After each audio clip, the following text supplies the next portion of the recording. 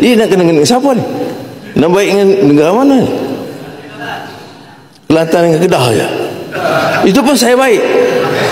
Saya baik dengan kajian Kedah dengan, tapi kena dengan semua lah. Jadi cara Tengku Zafrul jawab ni soalan ni seolah-olah kita kena ugut kalau kita tak sign 100%, 50%.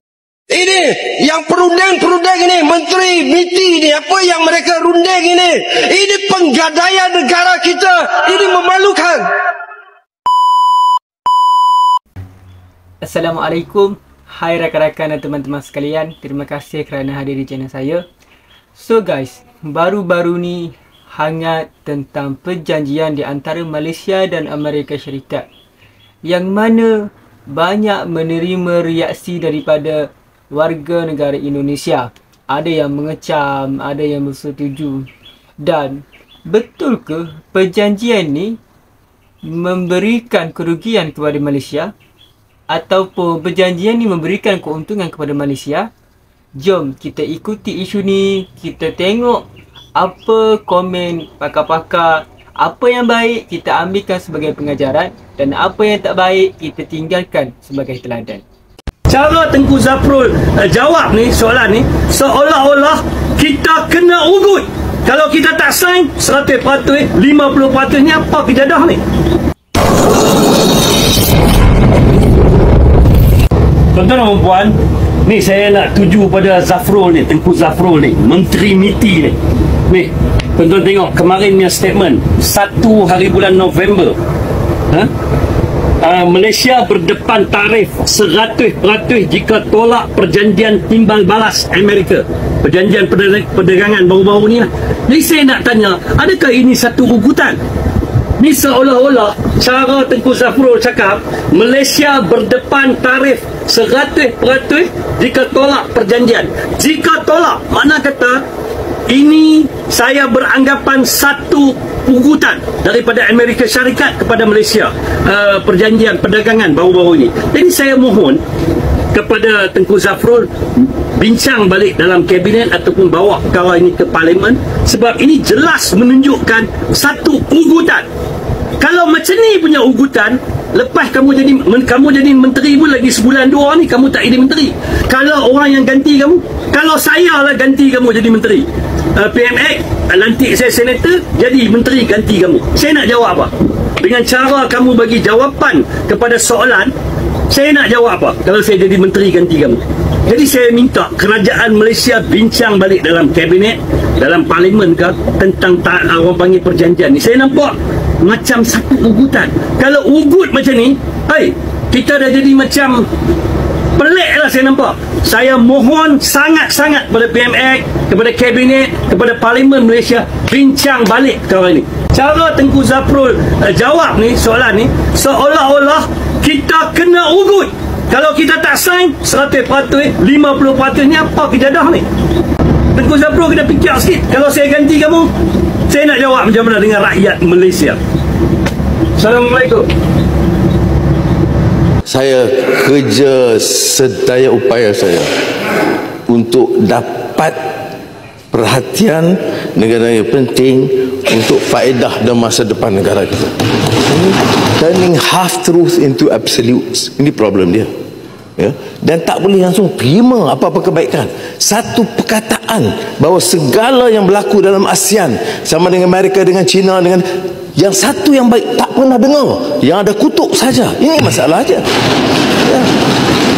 Jadi kalau dengan prasangka begitu, ini jadinya perjanjian ni menyerah, menggadai. Ya. Jadi penjajahan baru tak ada, Tan Sri. Ya, saya bukan nak kata ini, bukan saya nak kata saya sebagai Perdana Menteri, tidak. Tetapi bayangkanlah kita nak kena hadapi Presiden Donald Trump. Kalau nak minta bantuan menyelesaikan masalah Gaza, saya tak tahu siapa lagi dah. Kita bercakap dengan Macron, kita bercakap dengan Meloni, kita bercakap dengan Chancellor Jerman. Habis dah ikhtiar. Saya bercakap berdepan dengan Joe Biden. Sudah tahu itu berdepan.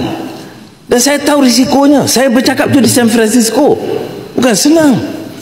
Saya tak minta susah terima kasih, tapi jangan kutuk seolah-olah kita ini antek atau boneka Amerika Syarikat. Mana mungkin mereka boleh bercakap depan presiden yang begitu rupa. Ya. 20 point plan, saya tak pernah sebut 20 point plan. Saya sebut, saya sokong langkah fasa 1 ceasefire. Tapi saya tegaskan comprehensive plan, itu yang Ledang sebut tadi. Jadi ini yang kita lakukan. Tapi yang perjanjian perdagangan ini semua ada exit clause. Ya, ada exit clause. Mengapa kita sign juga? Kerana kita perlu pelaburan daripada Amerika Syarikat. Itu saya tidak mau apologetic. Mengapa kita sign juga? Kerana kita perlu pelaburan dan perdagangan tinggi dengan Amerika Syarikat. Ya. Tetapi soal menyerah timbul. Ya. Begitu juga negara-negara Cina. Dulu bila kita baik dengan Cina, kita juga diserang. Itu yang Moa sebut tadi, betul. Sekarang nampak baik dengan Amerika pun tak boleh. Dia nak kena dengan siapa ni? Nak baik dengan negara mana ni? Kelantan dengan Kedah saja. Itu pun saya baik. Saya baik dengan kajagan yang Kedah dengan, tapi kena dengan semua lah. Jadi sepatutnya hal ini saya rayulah rakan-rakan di belah sini, di belah sana. Ini soal negara. Tak betul. Saya bukan muda, Tazil, betul. Ini yang perunding-perunding ini, menteri MITI ini, apa yang mereka runding ini penggadaian negara kita. Ini memalukan.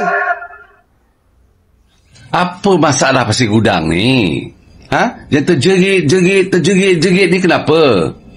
Bercakaplah elok-elok, tunjukkan sebagai seorang pemimpin yang boleh dicontohi oleh masyarakat Pasir Gudang. Ini terjerit-jerit ni kenapa? Aduh, Pasir Gudang ni faham ke tak? YB MITI, YB Zafrul dah terangkan awal lagi sebelum Trump turun ni di dalam parlimen. Tengku Zafrul dah terangkan dah kepada semua yang hadir. Pasir Gudang ada ke masa tu? Sebab itu kita jangan ponteng. Kita kena sentiasa hadir, jalankan tanggungjawab sebagai MP. Hadir di parlimen untuk mendengar hujah dan berhujah dengan baik, penuh dengan adab dan sopan santun. Barulah boleh membanggakan rakyat Pasir Gudang. Kalau Pasir Gudang nak tahu, perkara yang ditandatangani itu dengan pihak Amerika, dengan Presiden Trump, itu bukan perkara perjanjian ataupun transaction baru. Transaction itu memang dah sedia ada. Perolehannya dah sedia ada sebelum ini. Faham tak? Tak ada pun menggunakan duit kerajaan. Tak ada pun mengambil peruntukan baru dari kerajaan. Tak ada. Kenapa dah payah sangat nak faham? Lepas tu mengamuk tak tentu arah. Malu. Kamu tu MP dari sebelah kerajaan. Takkan dah benda ni pun kamu tak tahu. Study, selidik, fahamkan dulu betul-betul baru bercakap. Jangan jadi macam MP-MP pembangkang yang hanya ingin memburukkan kerajaan dan menghina PMX. Harap-harap Pasir Gudang sedar kesilapan ini dan perbaikilah dengan baik. Kalau tidak, aku rasa Pasir Gudang tak layak duduk bersama kerajaan. Penggal depan, bertandinglah atas tiket pembangkang. Assalamualaikum. Saya sangat kecewa dengan kerajaan Madani. Assalamualaikum warahmatullahi wabarakatuh dan salam sejahtera. Hari ini saya nak cakap tentang perjanjian perdagangan antara Amerika Syarikat dan juga Malaysia. Tetapi saya nak fokuskan kepada critical minerals. Dalam perjanjian itu ada ditulis Malaysia tak boleh larang ekspor REE ke Amerika. Kedua, Malaysia kena kerjasama dengan syarikat Amerika Syarikat untuk bangunkan industri REE kita. Dan yang ketiga, Malaysia kena beri terma yang menguntungkan syarikat Amerika Syarikat. Semalam, 4 orang Menteri Besar SG4 telah mengeluarkan kenyataan. 4 negeri SG4 ini merangkumi 70% deposit REE dalam negara kita. Jadi 4 Menteri Besar ini dia keluar kenyataan, dia cakap REE adalah hak negeri dan sepatutnya kerajaan pusat sebelum dia buat apa-apa perancangan, sebelum dia buat apa-apa perjanjian dengan mana-mana pihak, dia kena bincang dan libatkan negeri SG4 sebagai pemilik sumber. Tetapi malangnya benda ni tak berlaku. Kerajaan negeri SG4 juga mengingatkan kerajaan pusat supaya jangan diulang apa yang berlaku kepada negeri-negeri yang mempunyai minyak dan gas dalam isu royalty. Kita semua tahu apa yang berlaku. Jadi kerajaan SG4 peringatkan supaya jangan jadi macam itulah. Dan bila saya baca kenyataan ini, saya jadi pelik, kata kenapa tiba-tiba 4 negeri ini keluarkan kenyataan? Adakah mereka tidak dirundingkan? Adakah mereka tidak dibincangkan langsung? REE ini masuk dalam bidang kuasa kerajaan negeri kalau kita ikut jadual ke-9 Senarai 2 Perlembagaan Persekutuan. Jadi kalau tak bincang dengan negeri, adakah kerajaan pusat pandai-pandai negotiate bagi pihak kerajaan-kerajaan negeri dengan kerajaan Amerika Syarikat? Dia analogi dia macam ni, jiran kita, dia nak jual tanah dia iklankan tanah dia sekali dengan tanah kita sekali. Jadi terkejut beruk lah kita kan, kenapa dia pergi iklankan tanah dia dengan tanah kita? Dah lah dia tak pernah bincang dengan kita, kita pun tak pernah suruh dia buat. Negeri-negeri SG4 ini jadi pelik, macam mana minerals yang ada di negeri mereka dan merupakan hak mereka totally dijadikan sebahagian daripada satu perjanjian dengan negara luar. Satu lagi aspek yang kita bimbang adalah REE ini adalah antara bahan utama dalam industri pertahanan, aeroangkasa. Sebab tu dia digelar critical minerals. Antara tujuan penggunaan dia adalah radar, sonar, navigation system untuk tu kan, dan juga juang kapal, dia punya sensor, laser, semua ni menggunakan REE sebagai bahan dia. Dan kita juga tahu 66% dan sebagainya yang digunakan oleh Israel datang daripada Amerika Syarikat. Barang-barang inilah digunakan oleh Israel untuk menyerang negara-negara Islam seperti Gaza, Palestin, Lebanon, Syria.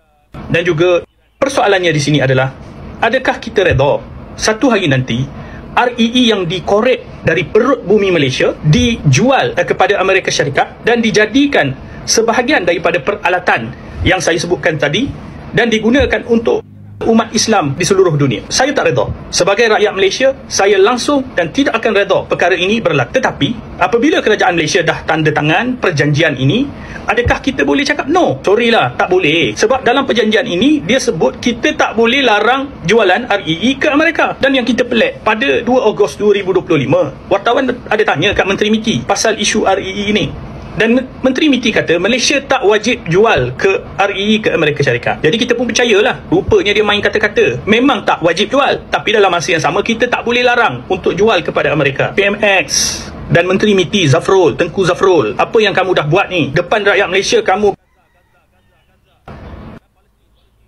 belakang, kamu senyap-senyap buat perjanjian yang membekalkan REE kepada Amerika yang akan digunakan untuk buat, yang akan kemudiannya dijual kepada Israel untuk digunakan untuk menyerang negara-negara umat Islam yang lain. Apa cerita ni? PMX, apa cerita ni Tengku Zafrul? Tak maaflah saya sebut, saya kecewa. Saya sangat kecewa dengan kerajaan Madani. Minta maaf saya sebut, hampir punya kerajaan Madani. Rakyat Malaysia, kita perlu faham, perjanjian hari ini yang ditandatangani oleh PMX bukan perjanjian ekonomi semata-mata. Kesannya jauh lebih besar, kesannya jauh lebih penting. Ia akan memberi kesan kepada umat Islam di seluruh dunia. Kalau kita tidak mahu jadi sebahagian daripada mereka yang berkomplot dalam perkara ini, maka ayuh kita nyatakan bantahan kita nyatakan ketidakpuasan hati kita kena cakap, kita kena luahkan.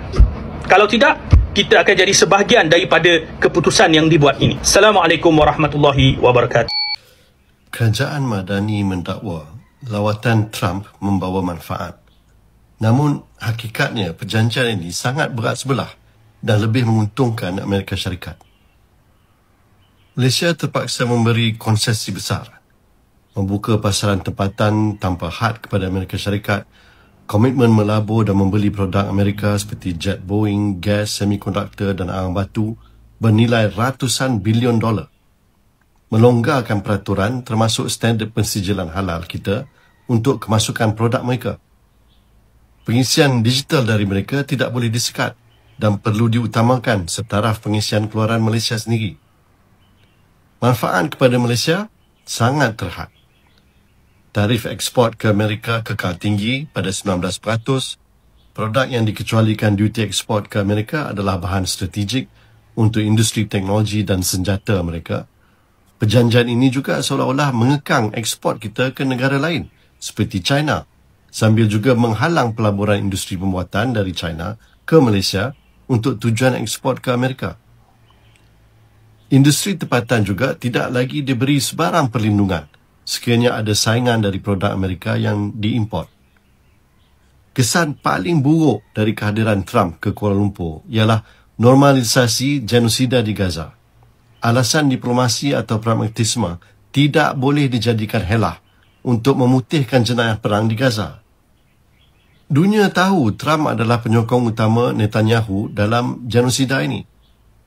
Demi kemanusiaan, kita tidak boleh normalisasikan pembunuhan beramai-ramai hanya demi kepentingan ekonomi. Tidak ada satu alasan pun yang boleh menghalalkan jenayah kemanusiaan yang paling keji ini. Apabila jemputan kepada Trump itu dikritik ramai, Anwar berjanji untuk tegas menegur Trump bila dia sampai. Tapi, seperti yang kita jangka, janji Anwar tinggal janji. Sebaliknya, sambutan meriah dan tarian yang dipersembahkan. Madani seolah-olah lupa daratan bila didatangi Presiden Amerika. Rebah bila dipuji, mengemis ihsan dari kuasa besar. Yalah, kita tahu Malaysia ni kecil saja. Tapi mana prinsip kemanusiaan dan maruah kita? Gambar Anwar Ibrahim masuk ke dalam limousin The Beast Presiden Trump menimbulkan tanda tanya. Sebenarnya tindakan itu melanggar norma protokol dan etika politik. Ia mendedahkan Perdana Menteri Malaysia kepada fitnah. Mengetahui bahawa Trump itu seorang yang sentiasa membuat deal, apa yang dibincangkan secara tertutup dengan Anwar? Adakah terdapat tawaran yang menyebabkan Malaysia akur kepada semua tuntutan Amerika? Atau adakah ada ugutan? Kesimpulannya, lawatan ini bukan kemenangan diplomatik maupun ekonomi. Ianya sebuah transaksi di mana kita mengorbankan kedaulatan, kemajuan ekonomi dan yang paling malang, prinsip moral kita. So guys, pertama sekalinya nasihat saya adalah jangan bergaduh sesama kita. Kita perlu menghormati pandangan setiap orang. Apa yang baik, kita terima dan apa yang buruk, kita jadikan sebagai pengajaran. Sebabnya, kalau kita bergaduh, tak ada gunanya dan tak ada manfaat. Dan saya mengharapkan agar perjanjian ini memberikan keuntungan kepada negara Malaysia. Sebab saya sebagai orang Malaysia sudah tentu ingin melihat ekonomi negara kita ni menjadi semakin pesat. Saya tak berani nak ulas dengan lebih panjang lebar sebab saya takut apa yang saya ulas ni adalah merupakan perkara yang tak betul. Jadi, apa yang baik dalam video ni kita ambilkan sebagai pengajaran dan apa yang tak baik kita tinggalkan sebagai teladan. Terima kasih kerana sudah menonton. Kita jumpa di video yang seterusnya.